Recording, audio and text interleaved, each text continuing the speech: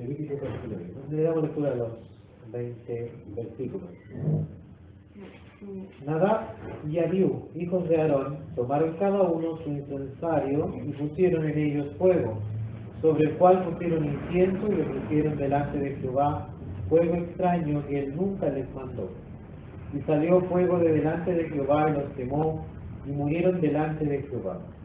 Entonces dijo Moisés a Aarón: esto es lo que habló Jehová diciendo: en los que a mí se acercan me santificaré, y en presencia de todo el pueblo seré glorificado.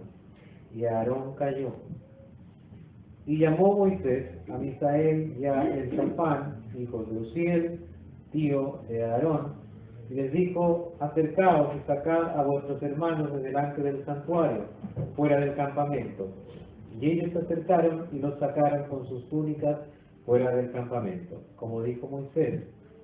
Entonces Moisés dijo a Aarón y a Eleazar e Itamar sus hijos: no descubráis vuestras cabezas, ni rasguéis vuestros vestidos en señal de duelo, para que no muráis, ni se levante la ira sobre toda la congregación, pero vuestros hermanos, toda la casa de Israel, se lamentarán por el incendio que Jehová ha hecho. Ni saldréis de la puerta del tabernáculo de reunión, porque moriréis, por cuanto el aceite de la unción de Jehová está sobre vosotros. Y ellos hicieron conforme al dicho de Moisés. Y Jehová habló a Aarón diciendo: tú y tus hijos contigo no beberéis vino ni sidra cuando entréis en el tabernáculo de reunión, para que no muráis. Estatuto perpetuo para con vuestras generaciones, para poder discernir entre lo santo y lo profano, y entre lo inmundo y lo limpio, y para enseñar a los hijos de Israel todos los estatutos que Jehová les ha dicho por Moisés, por medio de Moisés. Y Moisés dijo a Aarón y a Eleazar y a Itamar, sus hijos, que habían quedado: tomad la ofrenda que queda de las ofrendas ofrecidas a Jehová, y comedla sin levadura junto al altar, porque es cosa muy santa. La comeréis pues en lugar santo, porque esto es para ti y para tus hijos, de las ofrendas encendidas a Jehová, pues que así me ha sido mandado. Comeréis asimismo en lugar limpio, tú y tus hijos y tus hijas contigo, el pecho mecido y la espaldilla elevada, porque por derecho son tuyos y de tus hijos, dados de los sacrificios de paz de los hijos de Israel. Con las ofrendas de las grosuras que se han de quemar, traerán la espaldilla que se ha de elevar y el pecho que será mecido como ofrenda mecida delante de Jehová. Y será por derecho perpetuo tuyo y de tus hijos, como Jehová lo ha mandado. Y Moisés preguntó por el macho cabrío de la expiación, y se halló que había sido quemado. Y se enojó contra Eleazar e Itamar, los hijos que habían quedado de Aarón, diciendo: ¿por qué no comisteis la expiación en lugar santo? Pues es muy santa, y la dio él a vosotros para llevar la iniquidad de la congregación, para que sean reconciliados delante de Jehová. Ved que la sangre no fue llevada dentro del santuario, y vosotros debíais poner la ofrenda en el lugar santo como yo mandé. Y respondió Aarón a Moisés: he aquí hoy han ofrecido su expiación y su holocausto delante de Jehová. Pero a mí me han sucedido estas cosas, y si hubiera yo comido hoy del sacrificio de la expiación, sería esto grato a Jehová. Y cuando Moisés oyó esto, se dio por satisfecho. Bien, hermanos, el tema del capítulo 10 de Levítico habla acerca de una situación bien especial. Recordemos que estamos en la sección dedicada a los sacerdotes. Capítulo 8, 9 y 10 se centran en el ejercicio, primero en la consagración de los sacerdotes, de qué manera ellos iban a ser consagrados para el servicio, de qué manera iban a iniciar su servicio ministerial dentro del tabernáculo, el momento en el cual iniciaban este sacerdocio, en el capítulo 9, cómo Dios respondía a ese inicio del sacerdocio, mostrando su gloria, revelándose ya al pueblo en gloria, de manera que hubo una gran bendición y un gran testimonio de parte de Dios que estaba agradado de que todo se había hecho conforme él había mandado. Una y otra vez en el capítulo 8 y el capítulo 9 leemos las palabras tal como Jehová había mandado a Moisés, o como Jehová había mandado a Aarón. Es decir, todas las cosas que van sucediendo, cada cierta cantidad de versículos, se decía tal como Jehová había mandado. Es decir, se recalcaba muchísimo el tema de las indicaciones claras, las instrucciones directas que eran de parte de Dios hacia ese trabajo. Aarón tenía 4 hijos, recordémonos, Nadab, Abiú, Eleazar e Itamar. Los 2 mayores tomaron una decisión muy grave. Esto se tiene que interpretar a la luz de 2 miradas al menos. Una de ellas, por supuesto, es que todo este servicio que los sacerdotes cumplían en el templo es un tipo, es un simbolismo que nos enseña acerca del servicio que el cristiano ahora puede hacer a su Señor. Tiene el privilegio de servir. El cristiano puede servir a Dios. No porque haya sido escogido por su capacidad de servidor, sino porque fue capacitado para servir y además porque se le dan las oportunidades para servir y el tiempo para servir, pero no solo eso, también se le dan instrucciones para servir. Entonces el cristiano también puede servir, entonces aquí tenemos un gran ejemplo en este aspecto. Otra mirada muy importante que hay que darle a estos pasajes es que los sacerdotes, y principalmente el sumo sacerdote, que era el mayor de los sacerdotes, representa a Cristo. Y lo que se demanda del sacerdote, ya sea que lo haya cumplido a cabalidad o que no lo haya podido cumplir a cabalidad, sí se cumple de una manera exhaustiva y preciosa en la persona de Cristo. Siendo Él entonces, ahora y definitivamente, el sumo sacerdote. Así que están estas 2 miradas. Por un lado, el ejemplo de servicio, por otro lado, cómo apuntan a Cristo. Entonces tenemos un día maravilloso, relatado en el capítulo 9, donde Aarón y Moisés en el templo, después de los días de la consagración, ofrecen los primeros sacrificios. Aarón ofrece su primer sacrificio en el templo, luego sale, bendice al pueblo y aparece la gloria de Dios. Un día precioso, probablemente uno de los más maravillosos días de la historia de Israel. Pero no sabemos cuánto tiempo después, pero puede haber sido unos pocos días, ocurre un desastre, ¿cierto? Un ejemplo de la mancha, y nos recuerda que el pecado es algo tan real. Nadab y Abiú entonces cometen un pecado importante, dice la palabra de Dios, ofrecen fuego extraño. Vamos a mirar esos versículos con calma. Es importante tener ciertos precedentes. Vamos a leer Éxodo 19, 22, lo hemos leído en otras oportunidades, pero siempre es bueno tenerlo en la mente porque son versículos fundamentales para entender esto. Éxodo 19, 22. Estamos hablando de la conversación. Jehová está hablando con Moisés, ¿cierto? Estaba todavía en el monte Sinaí, en el versículo 22 le dice, y también, diciéndole que esto es lo que debía ordenar al pueblo, y también ordénales que se santifiquen los sacerdotes que se acercan a Jehová, para que Jehová no haga en ellos estrago.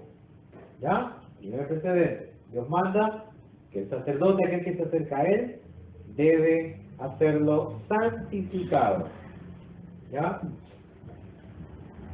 Además de esto tenemos otro pasaje muy preciso que habla acerca de el incienso, que tiene que ver con el caso de ahora, en Éxodo capítulo 30, el versículo 34 al 38, Dios enseña a Moisés específicamente cuál va a ser la combinación, ya que incienso en aquella época era un término que se refería a muchos tipos de especies aromáticas y combinaciones de estas especias.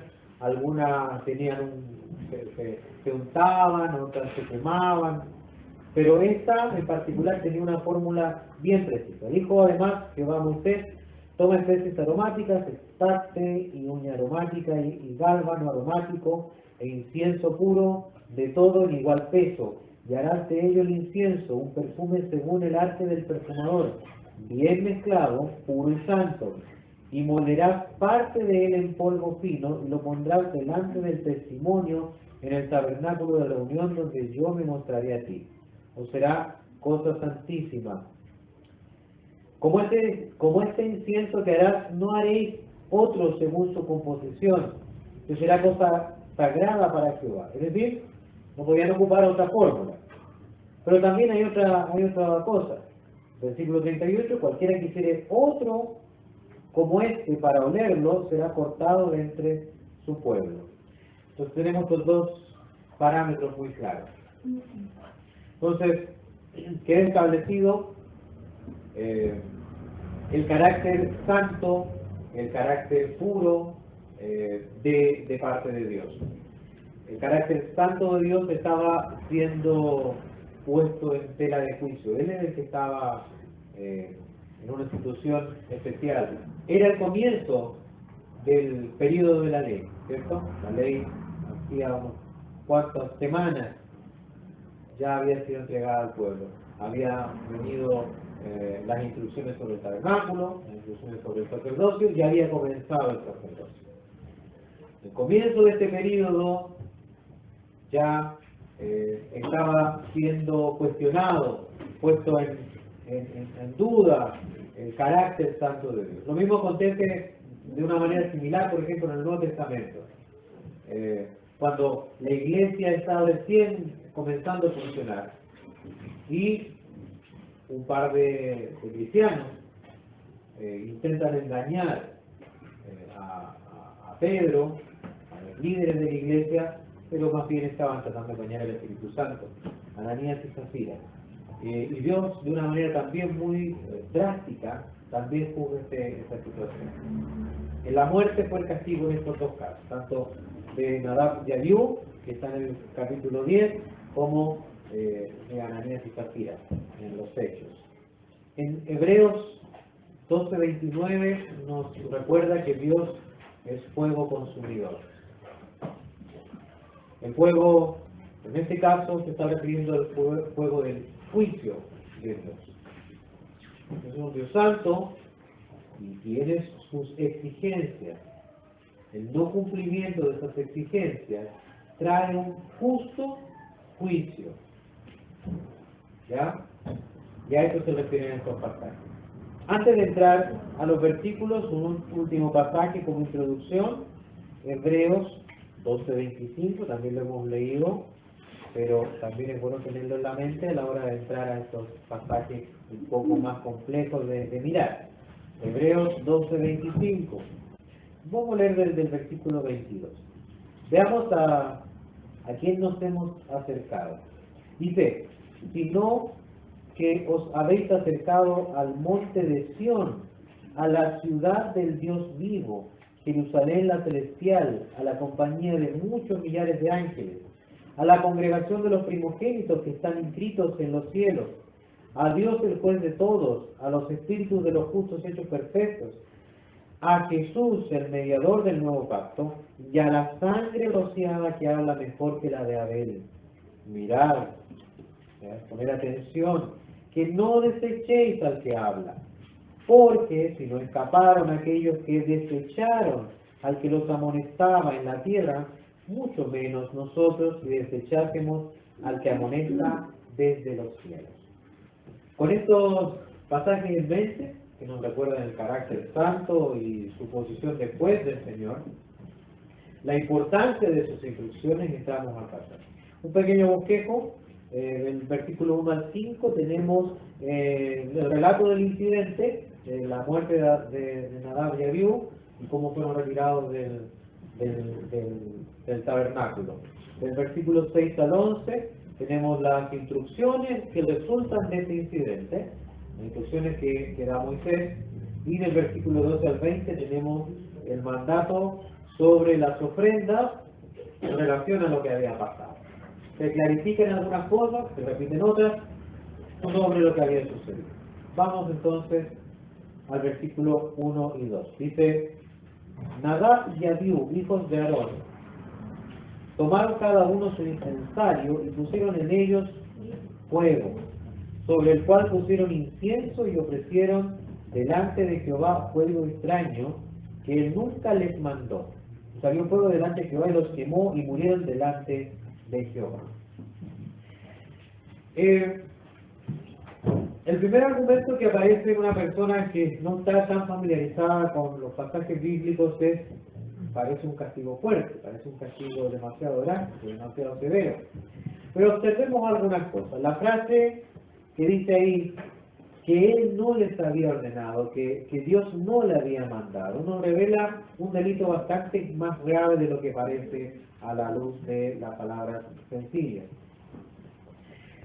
Era un delito de rebeldía directo sobre aquellos que estuvieron en un lugar privilegiado a la hora de recibir las instrucciones.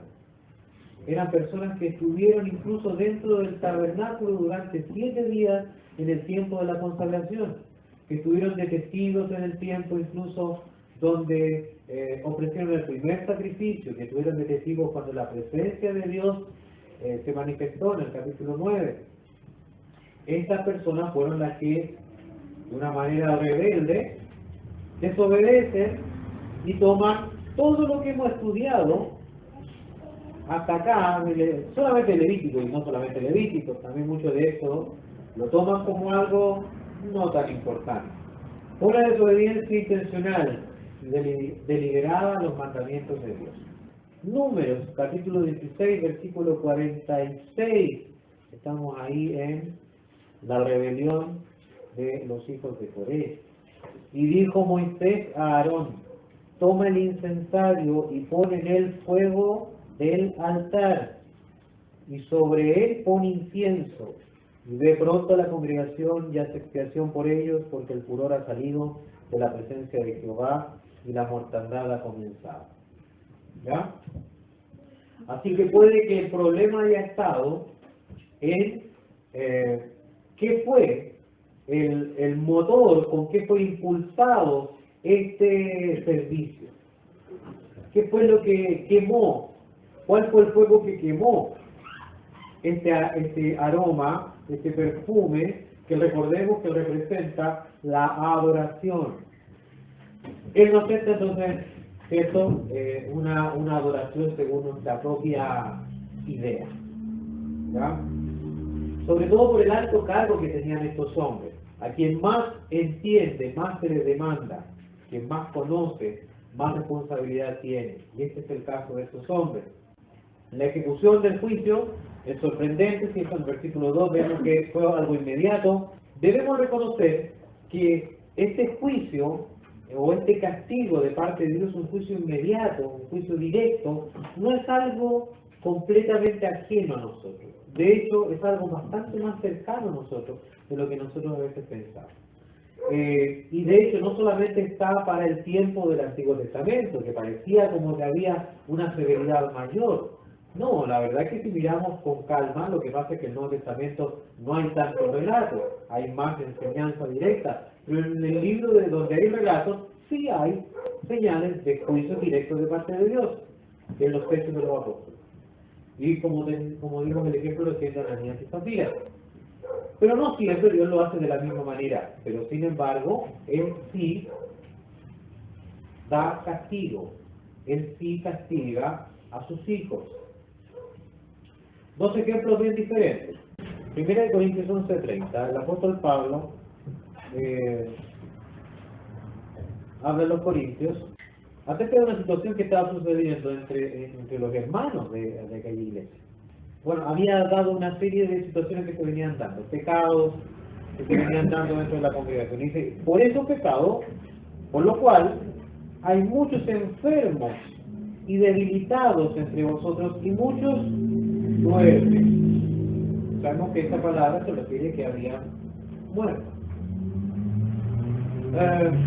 Dice, por causa de eso, no se refiere que eso los llevó a la muerte, se refiere que Dios los juzgó y murieron.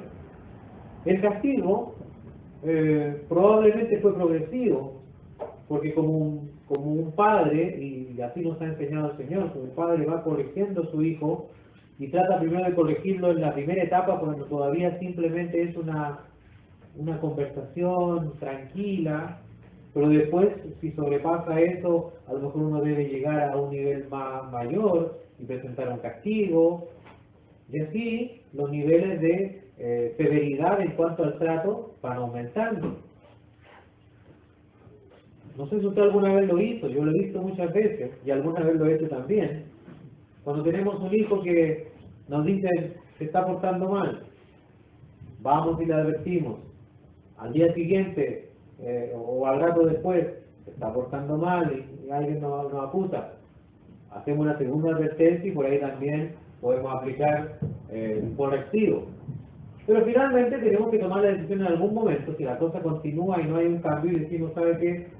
Ven para acá y quédate al lado mío. Porque acá, al menos, te tengo seguro y no vas a seguir, primero, causando daño, segundo, desprestigiando y dejando en vergüenza a tus padres, etcétera, etcétera. Dios actúa de esta misma manera, muy similar. Esa es una manera, ¿cierto? Pero también tenemos, como ya habíamos mencionado en los Hechos de los Apóstoles, capítulo 5, la historia de Ananías y Zafira, que es directamente un castigo ejemplar, cuando ellos trataron de engañar al Espíritu Santo. Voy a leer un poquito más en 1 Corintios, capítulo 11, versículos 31 y 32.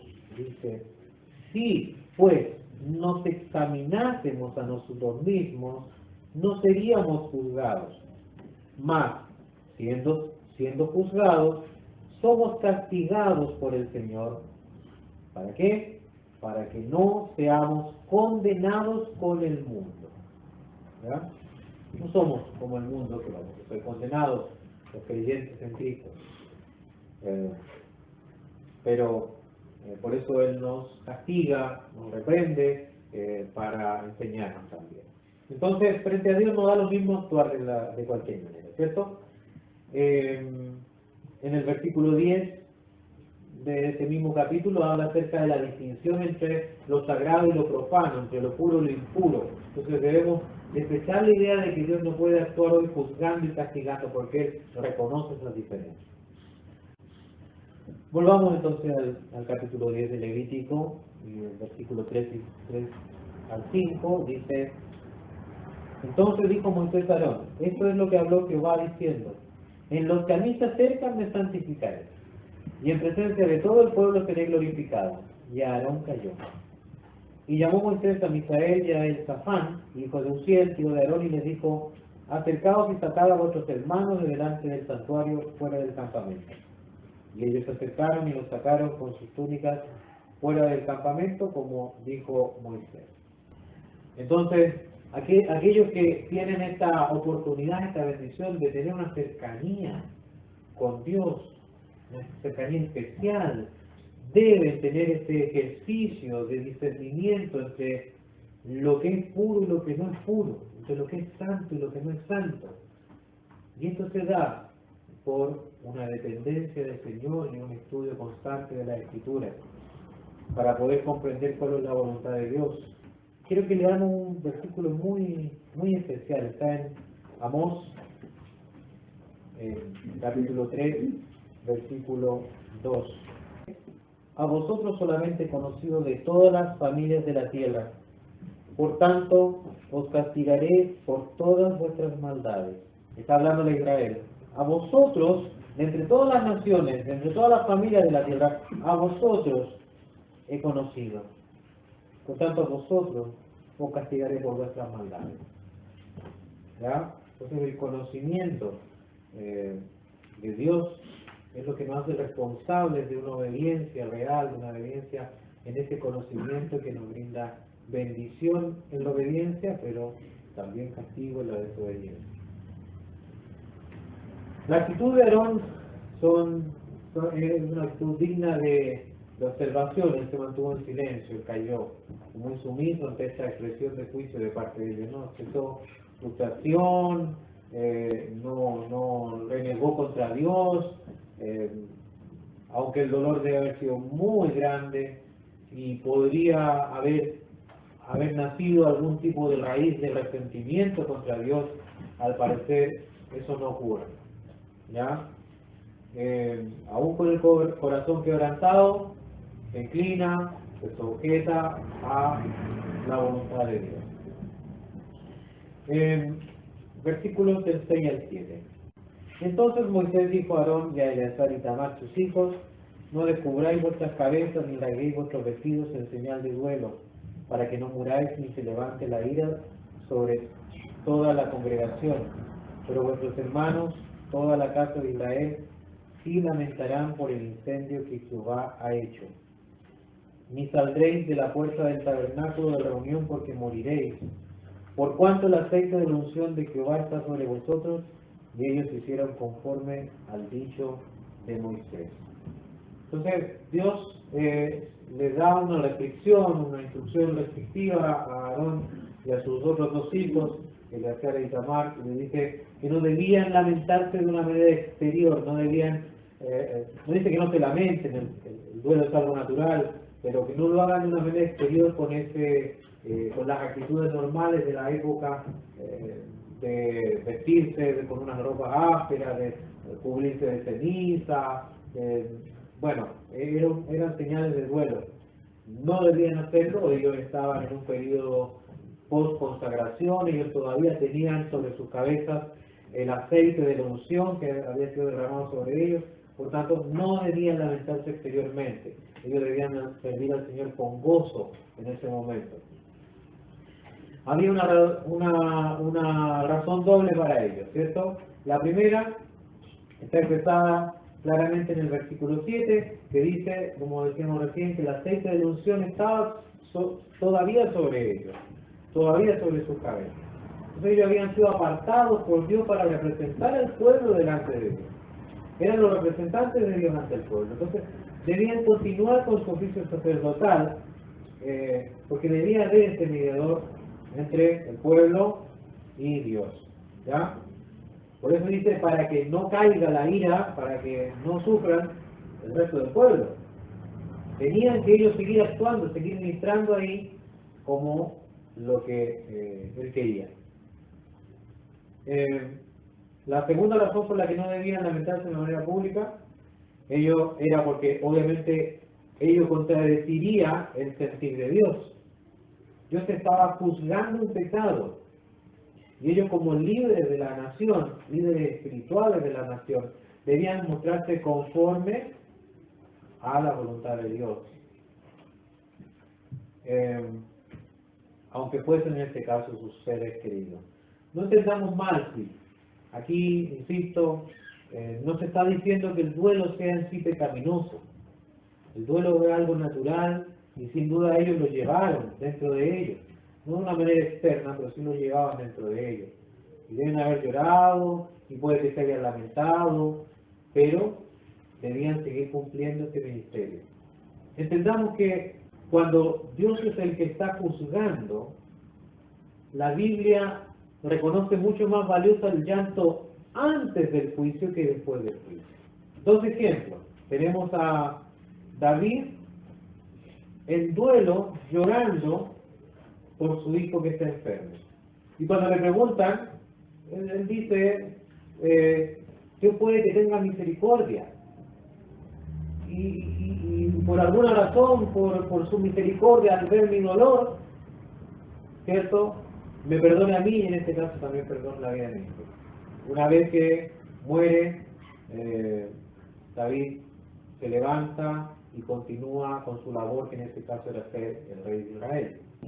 Jesús llora sobre Jerusalén, pero no llora cuando está siendo destruida, sino que llora antes, cuando ve que el juicio se avecina, cuando Él viene con estas buenas nuevas, cuando Él viene a llamar a los de la casa de Israel, a estos descarriados, a estas ovejas sin pastor, los viene a llamar a reconciliarse con Dios. Y ellos por el rechazo, Jesús se da cuenta que parece que el único camino que va quedando es la muerte de Él, y por tanto que esa ciudad va a ser desolada completamente.